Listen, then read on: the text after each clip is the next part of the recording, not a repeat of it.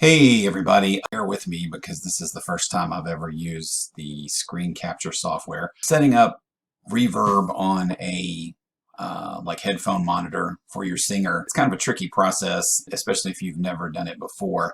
And the last time I looked, I couldn't really find a video tutorial that I liked, so I wanted to make one. I use Studio One 4, so hopefully this process will be similar for many future versions of Studio One. I'll be showing you how to add reverb to vocals in the monitor while you're recording vocal tracks such that the reverb won't be on your actual recorded audio, leaving those vocals dry to mix later. And I'm going to go over some bonus tips and information too. I'm going to use Studio One's built-in room reverb since I had some latency issues with open air reverb, although I like its sound better. And my step-by-step notes of what I'm going to do are in the show more information below. So here we go. So let's start from scratch. Let's make a new project. And I like to shut that and then go ahead and create a couple of tracks because your singer will probably need like a lead 1 and 2. So go ahead and add your tracks, routing or whatever on them. Go ahead and duplicate that track.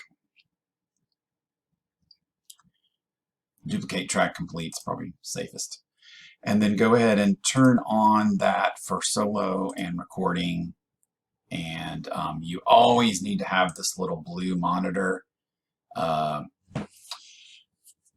indicator on if you want your singer to be able to hear their reverb in the headset. Go ahead and hit F3 so you can bring this window up. I'm going to refer to this as the F3 window from now on. You're going to right click in the lower right to add bus for select channels, like you're going to add a new track. So down here in this blank area. So you're going to add bus for selected channels. So that's going to appear beside your 2 vocal tracks. Then in the window, in this F3 window, under sends, you're going to change this. If you need to, you're going to change this right here from the main to the bus because you want it to be bussed so this reverb can be heard. These defaulted, but if it doesn't, you can change it here. You can switch between the main and the bus, and we'll come back to that later.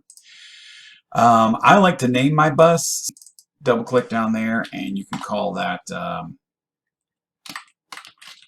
monitor reverb bus, something like that. Then you're going to alt drag the reverb of your choice over to the send section in your bus. Now, the other day when I did this, when I was testing this out, this send section right here did not appear. And if that happens to you, to get it, you're going to click this arrow here next to the close X. And it'll pop it out like that. And then this send section will show on your bus. So let's go ahead and click Browse and click Effects. And I like Room Reverb for this, so I'm going to go ahead and select that and drop that on the send section of our bus channel right there. And it'll pop up the little parameters. Really the only thing I change very much on this, these presets are pretty good, is maybe I'll put this over to like 16.5 or something. Other than that, that's a pretty good setting. Studio One, as you click around between your lead 1 and 2 tracks, may create an additional reverb track down here.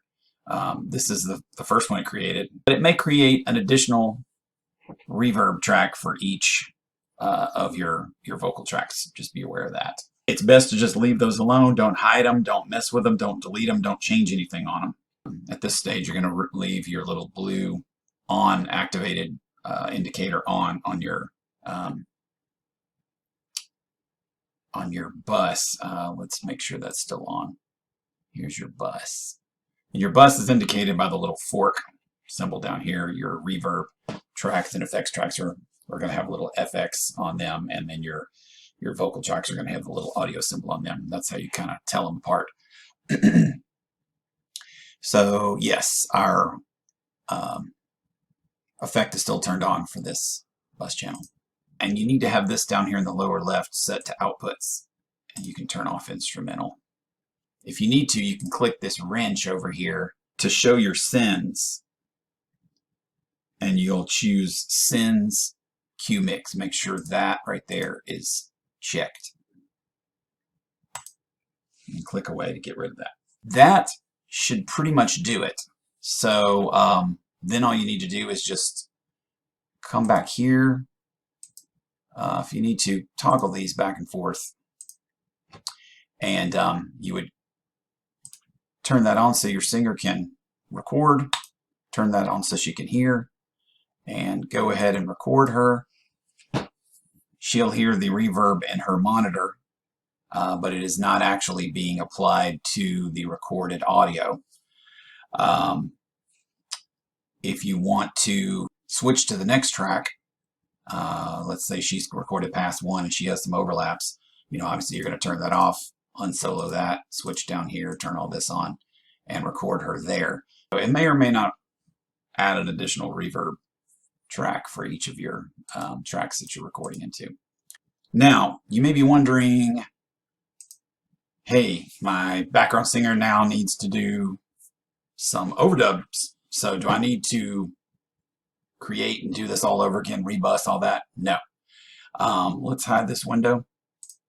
And all you need to do, if that's the case and you need additional tracks that are also bussed with reverb for her, is say duplicate track complete, and it's ready to rock. So let's double check that. Hit F3, and we've got our new track here. And the busting, yep, is set to the correct bus and all that.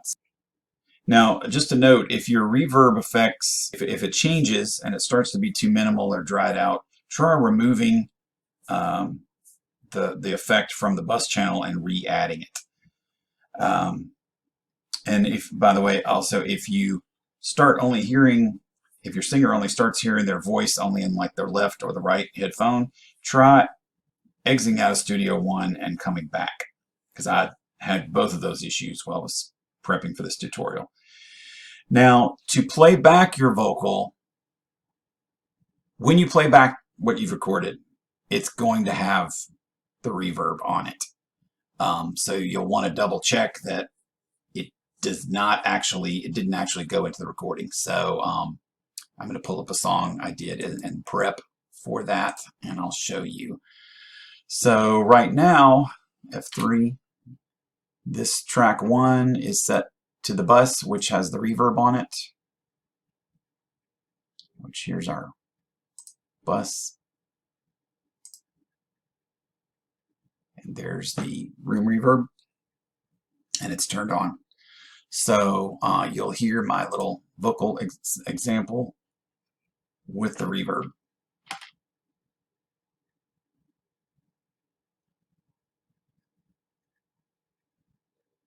To play back what your singer recorded and double check that it didn't actually get onto the audio, all you need to do is just change your bus for that channel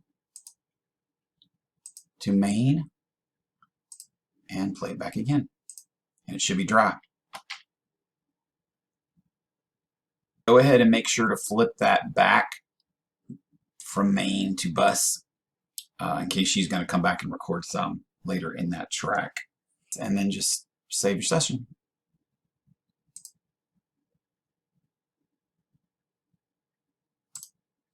If you got any questions, feel free to put them in the comment section below, and I'll try to respond to those as they come in. But good luck and happy recordings. Check out my music if you like dance, trance, and electropop at inevitablemusic.org. Thanks for watching.